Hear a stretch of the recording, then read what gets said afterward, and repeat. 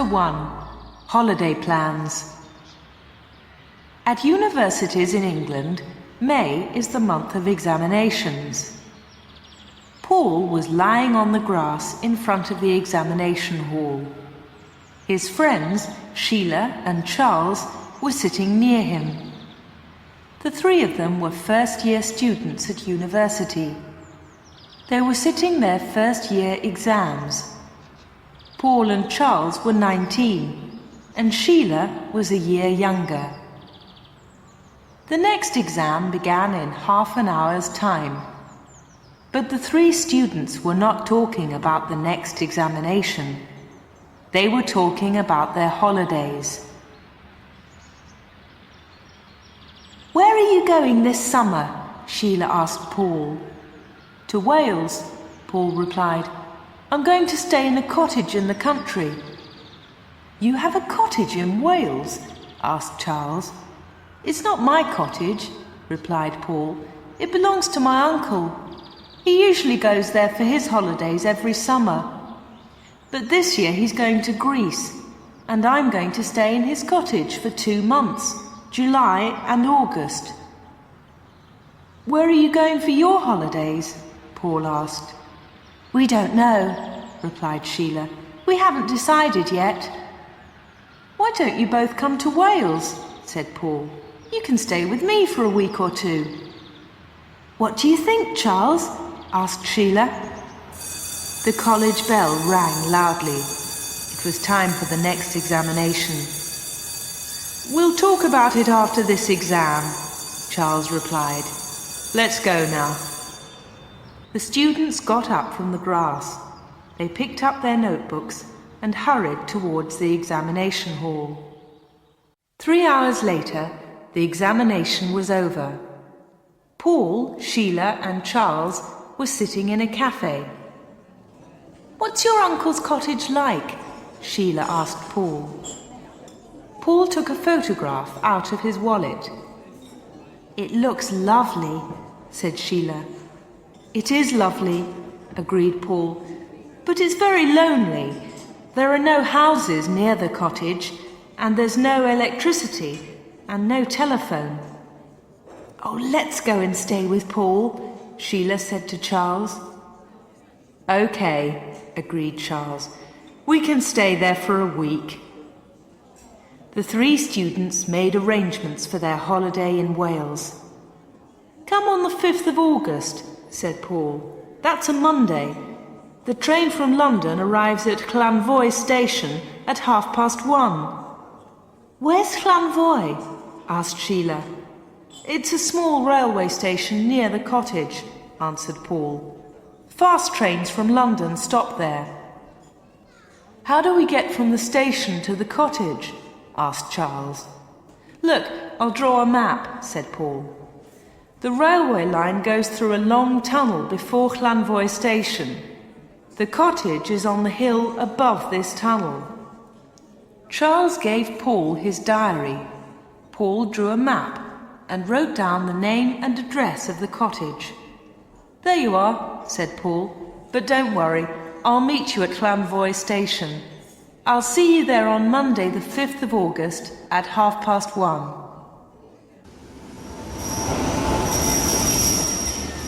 It is the 5th of August. Sheila and Charles arrive at Llanvoy station in Wales.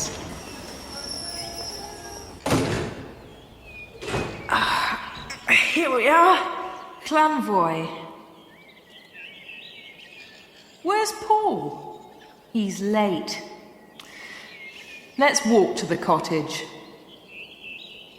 "Oh, he'll be here soon." Just then, a soldier walked past. "Excuse me, is there a cafe near here?" Yes, outside the station." "Charles, what's in those bags?" "I don't know." Chapter 2. A stranger at the door. Sheila and Charles went into the small cafe. There was a young girl behind the counter. Sheila went up to her. "Has a young man been in here this morning?" asked Sheila. "A soldier," asked the young girl. No, not a soldier, a student, replied Sheila. Oh, we see a lot of soldiers here, said the girl, but no students. Charles asked for 2 coffees. He sat down with Sheila at a table near the window. Paul's forgotten about our visit, he said. We'll have a coffee, then we'll walk to Hilltop Cottage. They sat at the table and looked out of the window. Some soldiers were loading bags into the lorry. Other soldiers were standing on guard. The girl brought the coffees. What's in those bags? Charles asked her. Banknotes, replied the girl. The money comes from London by train. Then the soldiers take it to a large army camp near here. What do they do with the money? Sheila asked. I don't know, said the girl, and she walked away. They're probably old banknotes, said Charles. After some years, the government destroys old banknotes and new money is printed. The money in those bags will not be used anymore. Charles and Sheila waited in the cafe. Paul did not come. It was now after 2 o'clock. They left the cafe and walked to a crossroads. Charles looked at Paul's map. Sheila pointed to a signpost. That's the road to Barcony, she said. They pulled their rucksacks onto their shoulders and walked along the road. It was a very hot day. The sun was shining brightly, and they walked slowly. After an hour, they came to a telephone box. On the left, there was a narrow lane into the woods. The telephone box is on Paul's map, said Charles. This is the way to the cottage. They walked up the narrow lane. Tall trees grew on each side. The branches were thick with leaves. It's dark in here, said Charles. There's no sun. It's nice and cool after the hot road, replied Sheila.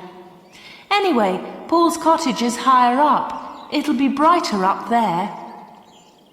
They walked farther up the steep, dark lane.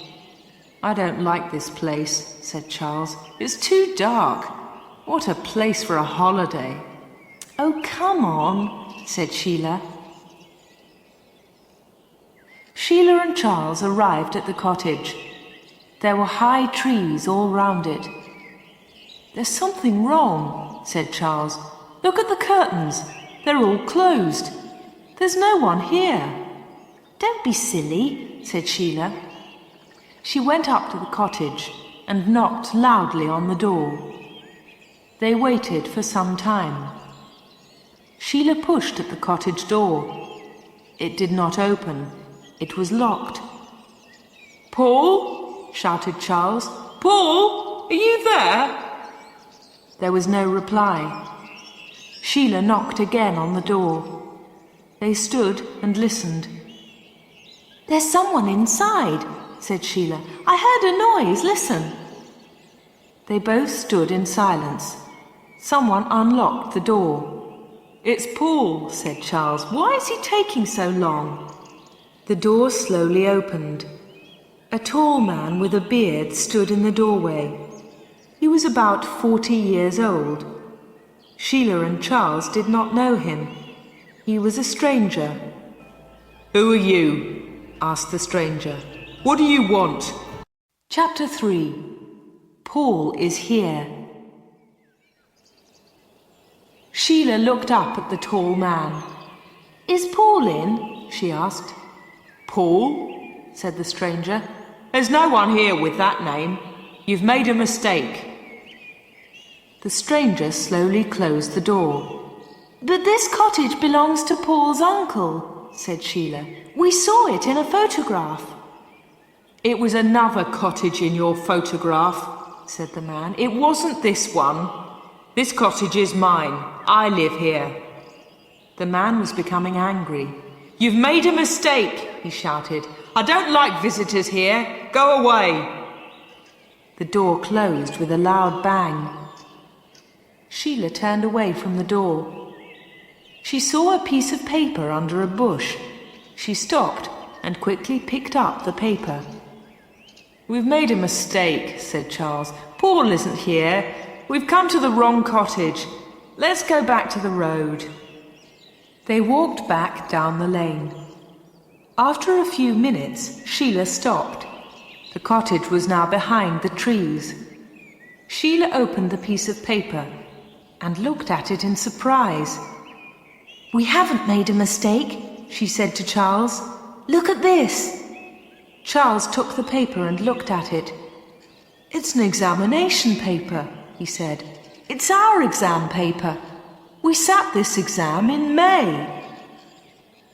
"Paul sat this exam too. So Paul is here. Something is wrong." "Look, there's an old building. We'll wait there. But what are we going to do?" "We'll go back to the cottage tonight. We must find Paul." "Listen, I can hear a noise. It's a lorry. It's coming up the lane to the cottage."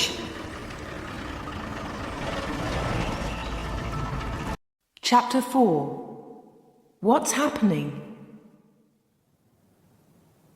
Sheila and Charles waited in the old building. Slowly it became dark. They walked quietly back to the cottage and hid behind a bush.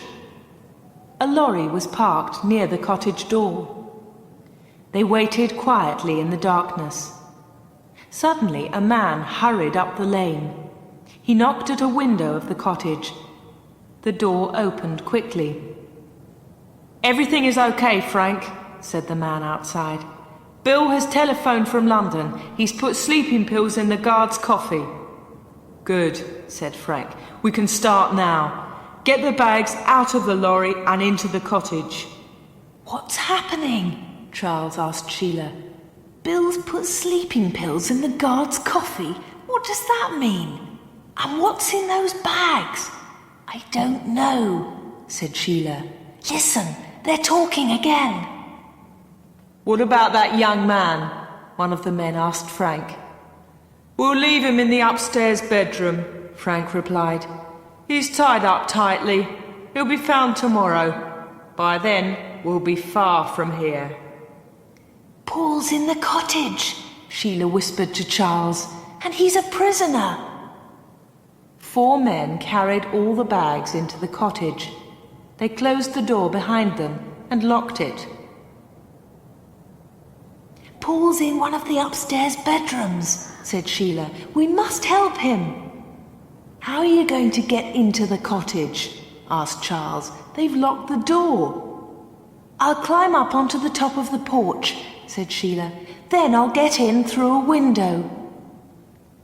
Sheila and Charles waited for half an hour. Then they walked up quietly to the front door.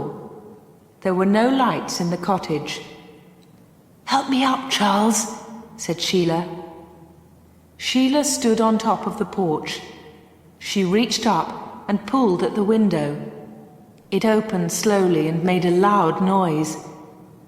Sheila waited for a few moments. Nothing happened. She opened the window wide. The curtains inside were closed. She opened them carefully and climbed into the bedroom. In the dark room, Paul was lying on a bed. He was tied up tightly, and there was a gag over his mouth. Sheila quickly took off the gag. "Shh," she said. "Don't make a noise. There are some men downstairs." "It's all right," said Paul. "They won't hear us. They're not in the cottage. They're out at the back." Sheila slowly untied the ropes round Paul. "What's happening?" she asked him. "Who are those men? What are they doing?" "They're going to rob a train tonight." "Rob a train?" asked Sheila in surprise. "They found an old shaft behind the cottage," said Paul. "The shaft goes down into the railway tunnel. They're going to change the signal in the tunnel. The signal light will be red and the train will stop." "Now I understand," said Sheila. Someone has put sleeping pills in the guard's coffee. That's part of their plan, said Paul. The train will stop in the tunnel and the guard will be asleep. The men will steal the bags of money from the train and escape up the shaft. But these men have taken bags into the cottage, said Sheila. What are they for? The bags are full of paper, said Paul. They look like the bags of money. The soldiers won't find the paper until tomorrow morning. Then these men will be far away from here. We can run down to the telephone box, said Sheila. We can telephone the police from there. There isn't enough time, said Paul. We have to stop these men. We can put heavy stones over the shaft. Then the men can't get out. And Charles can run down and telephone the police, said Sheila. Now all the knots were untied and Paul was free. They climbed out of the window. Charles was waiting for them in the darkness. Chapter 5. The Robbery. The train from London was in the long tunnel. The signal is red, said the driver to his mate. That's unusual.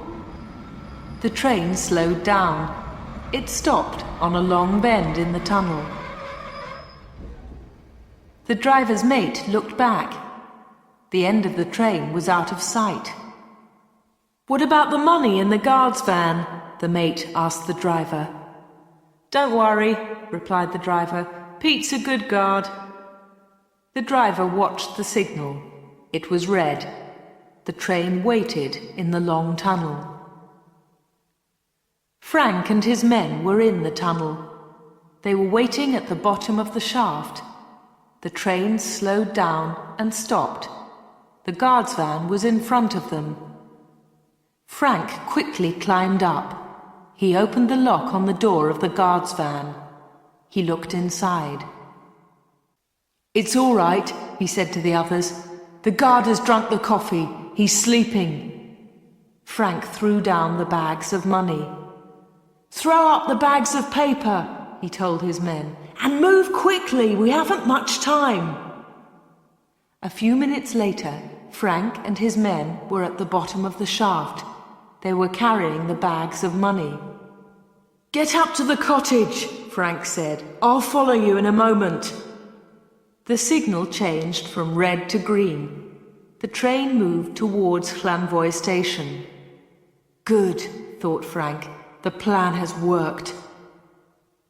At the top of the shaft, Sheila and Paul were working fast in the darkness. There was a heavy iron cover at the entrance to the shaft. They pulled the cover over the entrance and put some heavy stones on top of it. The first of Frank's men reached the top of the shaft.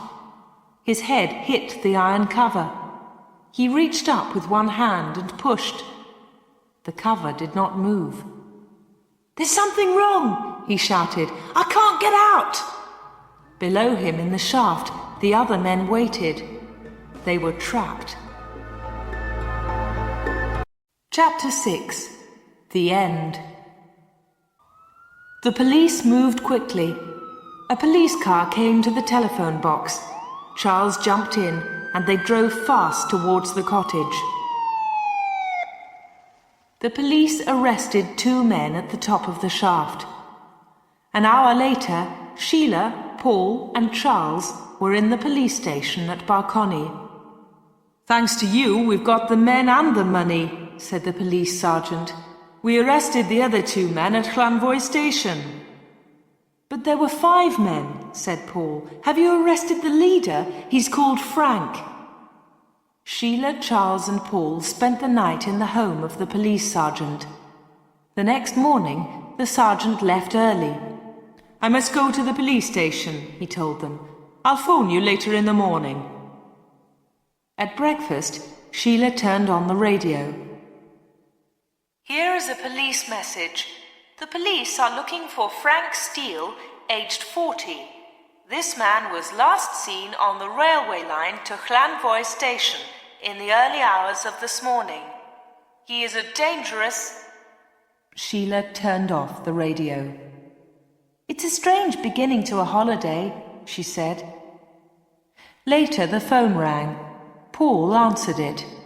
It was the sergeant. Good news, said the sergeant. A police car has picked up Frank Steele. Paul put down the phone. The police have arrested Frank Steele, he said to the other two. That's great, said Sheila.